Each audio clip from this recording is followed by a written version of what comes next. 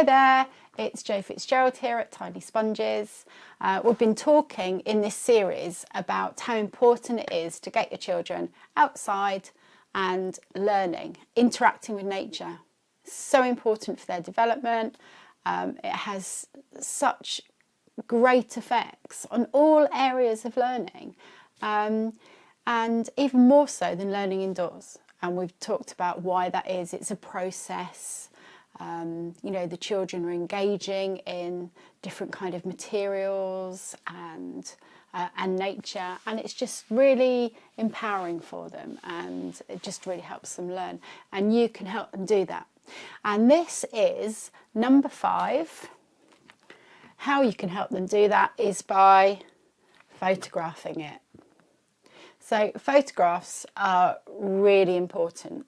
One of the things that I think is incredible to get your children thinking about photography is visiting a site, or even the magazine National Geographic. National Geographic are just amazing. Some of the photos that they have are incredible. Every year they have a Wildlife Photographer of the Year competition, and all the photos from those are published, and some of them are just stunning. You get close-ups, you get landscapes. It's really worth, I think, sitting down with your children and having a look at some of that and looking at the photography, and where do you think the cameraman was here when he took this photo, or what do you think it is in this shot. So that's one way to kind of get them a bit turned on to photography. Now, we've all got phones that take photos now, or iPads, and I think that's a really good way to get your child interested in photography. Now, to a certain extent, we do have to kind of think about child-proofing things.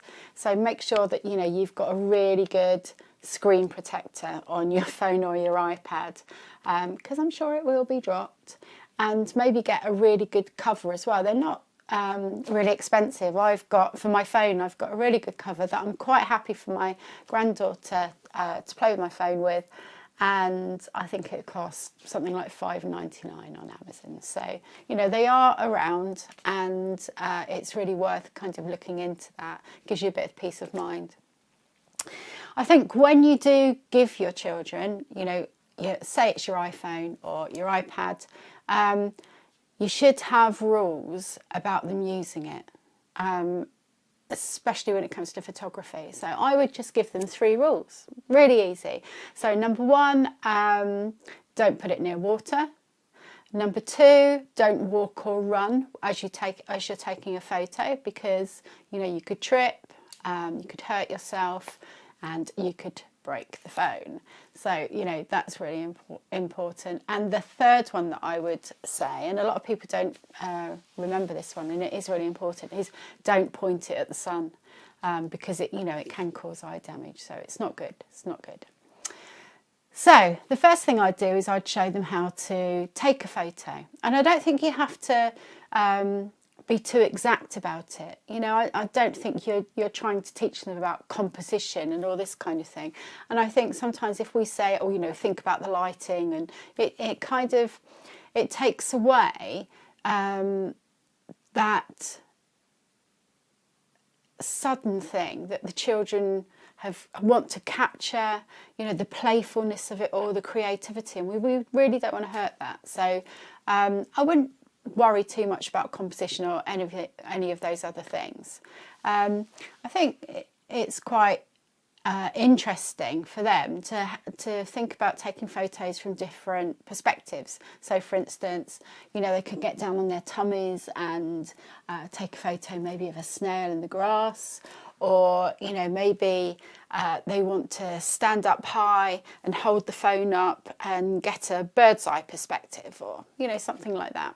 And also, obviously, it's quite important to teach them about either we're going to have a close-up here of this tiny creature, or the cat or the dog or whatever, or are we going to step back a bit? Are we going to have a landscape? Do we want to see the whole of the field or the garden?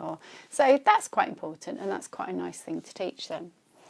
There are very different things that you can do with photography in nature, and I think it's quite nice sometimes, you know, once your children have got the idea of taking photographs, then to actually give them a theme or something. So you could say, for instance, right, you know, we're going to go outside and try and get a photo of something that begins with every letter of the alphabet. So let's see, maybe we could take a photo of an apple tree or an ant, or let's see, maybe it's a bee. K, are there any cats here? What else begins with C? It's quite a good way of getting them also to think about their letters, and capturing in their photographs some kind of a theme going on. You could do it with colours. You could do it with shapes. That would be a really good thing as well. You know, there are lots and lots of different ways of doing that. And another really nice thing, and I do it quite a lot, and you might have seen it on my Facebook, on Instagram, is I get my toys. So for instance, I might get let's have a look here. I just happen to have my pterodactyl. So I might put my pterodactyl up in the tree. Or I might have him, I don't know, eating a stick or a flower or something like that. But do it all outside. So the children are thinking, you know, well, what would be a really good photo here? What would be a little bit funny? And getting them to take the photos. Another really good thing is to get photos of reflections, maybe in water, in a muddy puddle. You know, that's a really good one. Again, make sure that they've got it really tightly in their hand and it doesn't actually fall into that muddy puddle. So that's kind of all I've got to say. Once you've got those photos, it's really nice to do something with them, because I think then the children kind of get to see that they're valued. You know, I mean, obviously don't print off everything that they've done, but it would be nice to kind of get a scrapbook going where, you know, you've got the children's photos in. Maybe as they get older, they can write about them, you know, say what they like about it, what they've noticed in the photo. And that's a really nice way of sharing time together, and still appreciating, you know, nature, and it's great. So I think that's kind of it. Again, if there are any comments that you'd like to make, anything that you do with your children to do with photography, that would be really great, and post the comments down here.